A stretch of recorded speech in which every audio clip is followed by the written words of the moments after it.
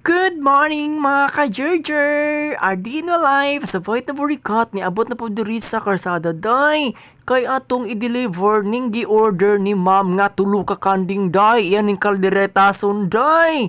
O ato nang i-deliver pa ingon sa iyang pwesto day. Kay atong guru yon para mo sunod na paingon sa iyang pwesto day ang mga kanding day. O busy ang bayat na burikat day.